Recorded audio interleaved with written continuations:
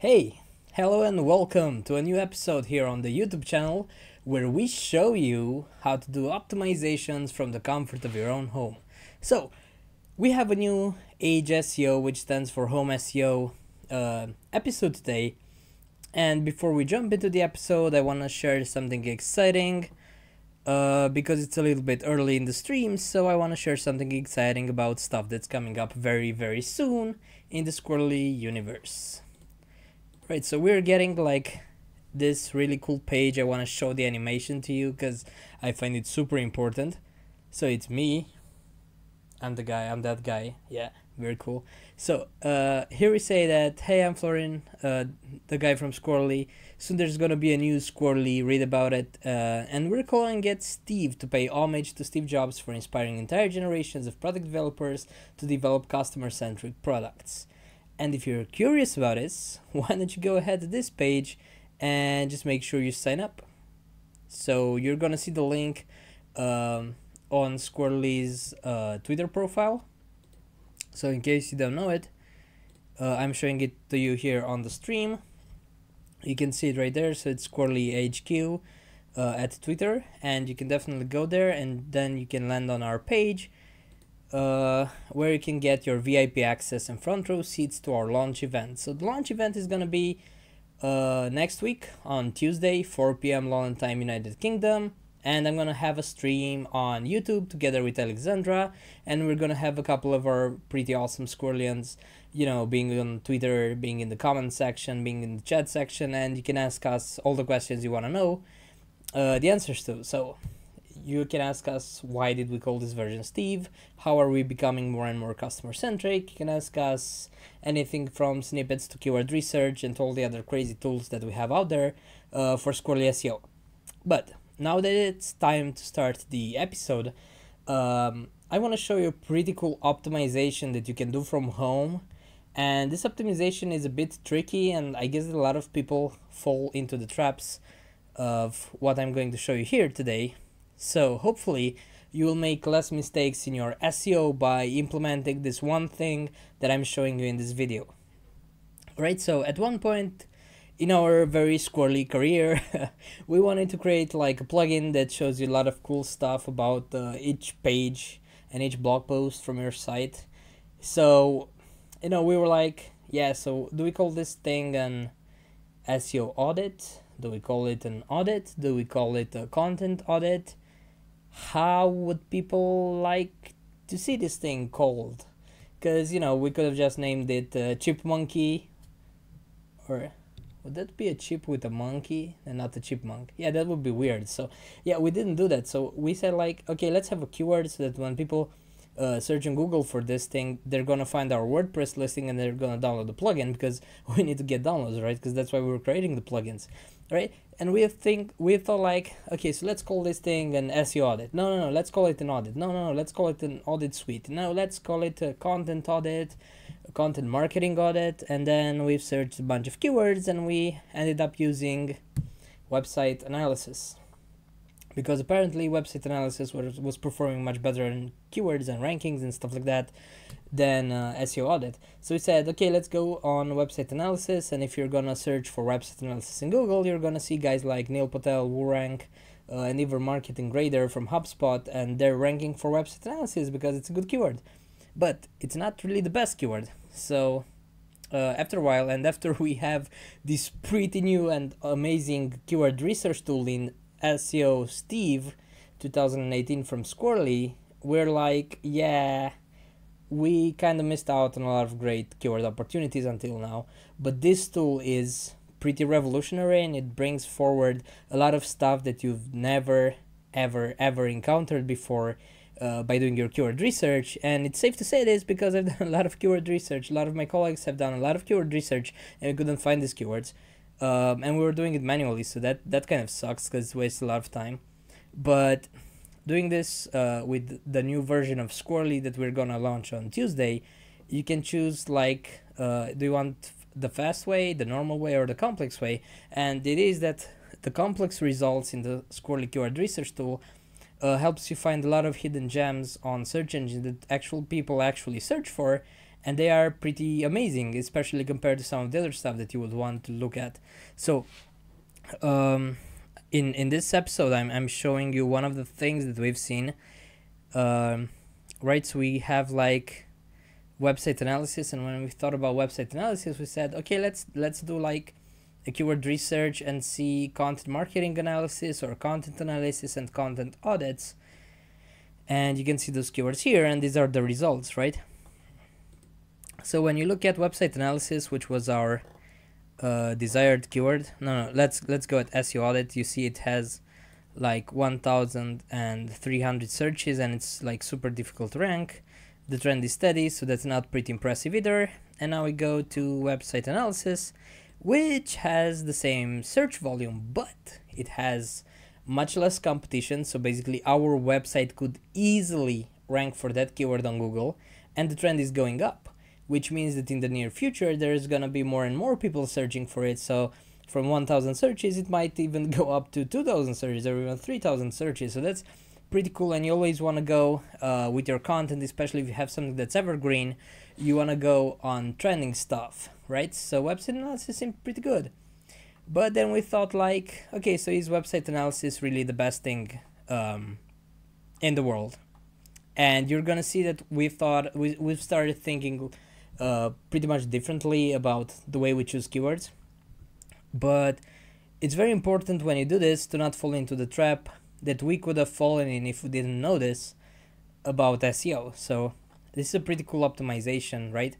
You can find stuff, you can start optimizing, but don't jump into it just yet. And that's why Squirrly offers you so many features, because for example, you can see that content analysis is a bit difficult to rank. The trend is steady, but it has a lot more searches. So it's like 5 times more popular for people who search on search engines than website analysis. And this is content analysis, and with our tools we always want to go into like content marketing more than we want to go into just the basic website stuff. So by the looks of it, if I didn't know anything about content analysis, I could be like, this is a worthy keyword. And then I can also see stuff like best content analysis software, and we have an analysis software which is for content, but like in content marketing. So the thing is that I could just say, hey, use keyword, and I would start optimizing an article and then trying to rank this page on Google because it's easy to rank. So I would definitely rank it, and I will have 6 times more visitors to my page than by using website analysis. But if you go and use this keyword, so content analysis, for example, let's say used keyword, you're gonna see it here, right?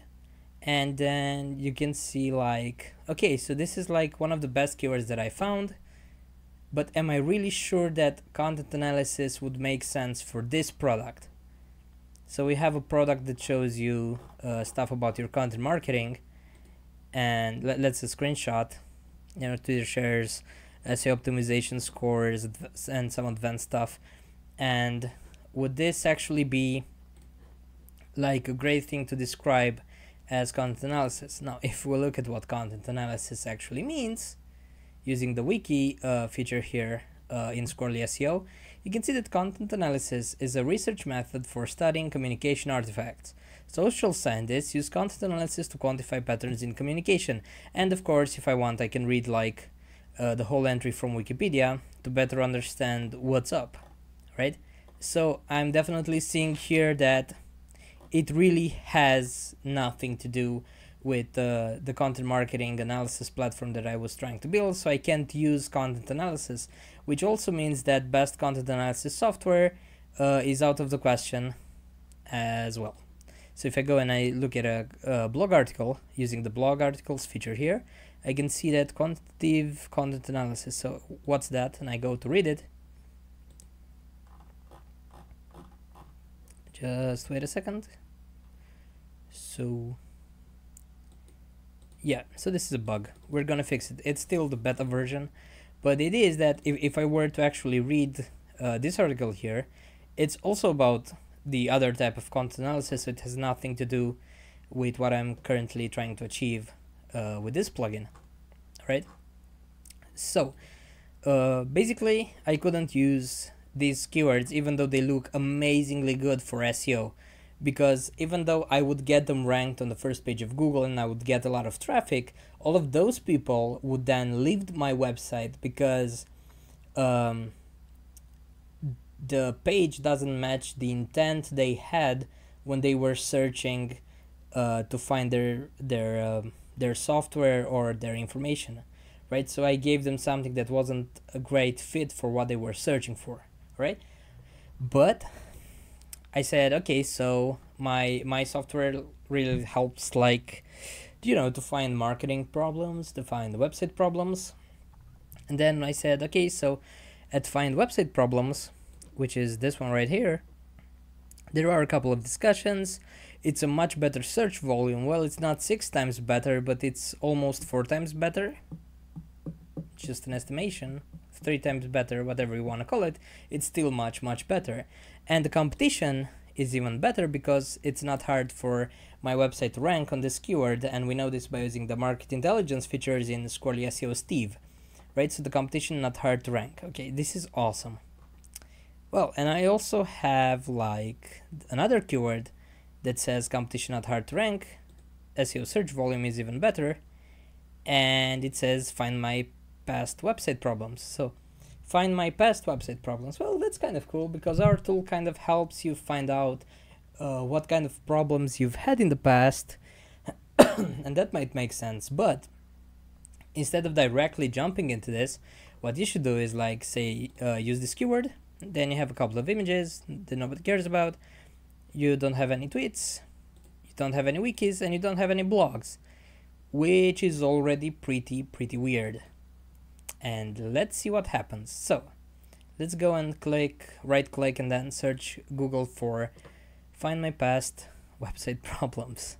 And as you can see on this page, find my past website problems isn't about you guys out there watching this video finding past problems in the way you market your websites or in the way that Google accesses and crawls your websites. It's none of that. It's actually about the site called findmypast.co.uk, and people were just searching on Google trying to figure out what the hell happened to that site because the site was down. And that's kind of different from what you would normally want to achieve. And find my past reviews, find my past Facebook page, and then we have the blog, and is this website down? And that's what people search for. So in case you were starting to use this find my past website problems thing, you could have gotten it ranked on Google, you could have gotten traffic to it, but again, people would just bounce in and bounce out of your website, and that's not what you need.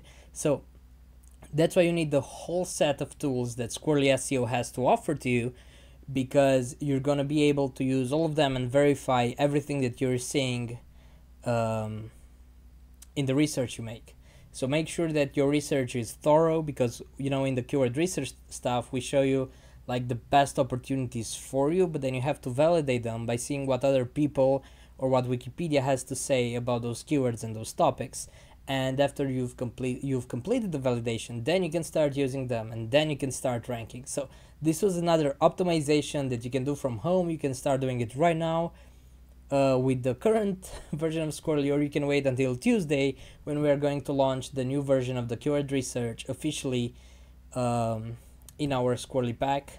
The new plugin is going to be available on the WordPress directory, and as always, you can just hit subscribe, and then you'll get notified when we're going live with Squirrly Steve, and then you can see the new version in action. And remember, the complex keyword research is the way to go to find the best keywords out there, and they're gonna provide you with a lot of hidden gems, and then you need to validate those gems just to be sure.